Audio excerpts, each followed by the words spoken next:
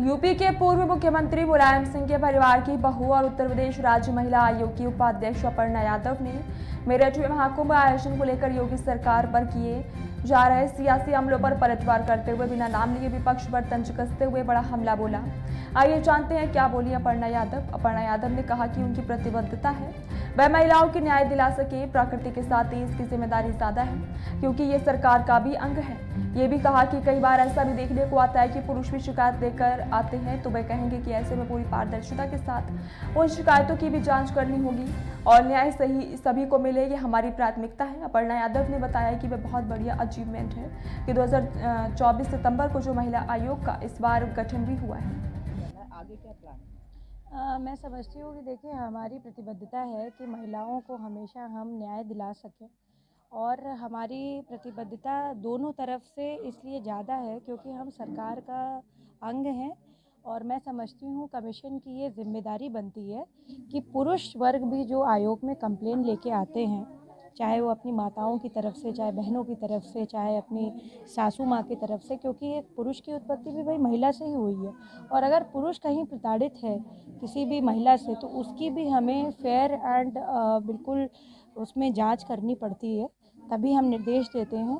और मुझे लगता है न्याय के गद्दी पर हैं तो न्याय सबको मिले, ये हमारी प्राथमिकता है। कितनी समस्याएं आ रही हैं और क्या खास समस्या ऐसी लेकर महिला आ रही हैं जो सुनवाई नहीं हो रही उनकी? सर्वप्रथम मैं ये बताना चाहूँगी आपको कि महिला आयोग में जब से कमीशन का गठन हुआ है 2024 ये सितंबर से, तो ये पिछले साल ही सितंबर में गठन हुआ है इसका।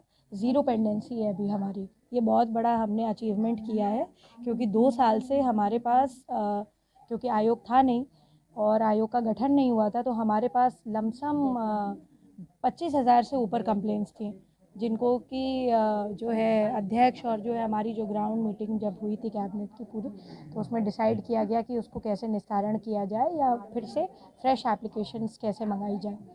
तो ये हमने जॉइंट डिसीजन लिया था और अब इस समय हमारी ज़ीरो पेंडेंसी है। दूसरा बताना चाहूँगी आपको कि इस समय जितने भी हमारे ऑफिसर्स हैं इस कार्य प्रणाली में जो नियुक्त हैं वो बहुत ही एक्टिव पार्टिसिपेशन के साथ आदरणीय मुख्यमंत्री श्री योगी जी के नेतृत्व में काम कर रहे हैं और आदेशों का पालन हो रहा है, ये हमारे लिए बहुत बड़ी बात है। महाकुंभ को लेकर क्या कहेंगे मैम? महाकुंभ बहुत ही दिव्य था, बहुत ही अद्भुत था, इतना अविस्मरणीय था।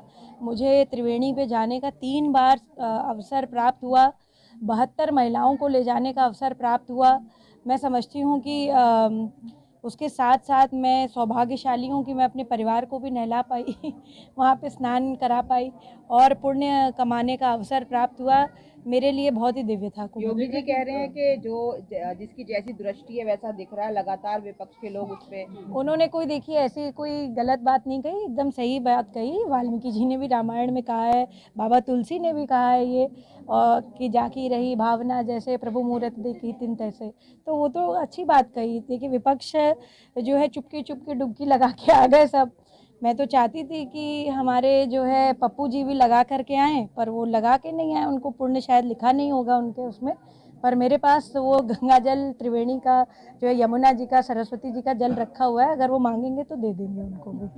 जी करना है, आगे क्या प्लान है? मैं समझती हूँ कि देखिए हमारी प्रतिबद्धता है कि महिलाओं को हमेशा हम न्याय दिला सकें और हमारी प्रतिबद्धता दोनों तरफ से इसलिए ज़्यादा है क्योंकि हम सरकार का अंग हैं और मैं समझती हूँ कमीशन की ये जिम्मेदारी बनती है कि पुरुष वर्ग भी जो आयोग में कंप्लेन लेके आते हैं, चाहे वो अपनी माताओं की तरफ से, चाहे बहनों की तरफ से, चाहे अपनी सासू माँ की तरफ से, क्योंकि एक पुरुष की उत्पत्ति भी भाई महिला से ही हुई है और अगर पुरुष कहीं प्रताड़ित है किसी भी महिला से तो उसकी भी हमें फेयर एंड बिल्कुल उसमें जांच करनी पड़ती है, तभी हम निर्देश देते हैं। और मुझे लगता है न्याय के गद्दी पर हैं तो न्याय सबको मिले, ये हमारी प्राथमिकता है।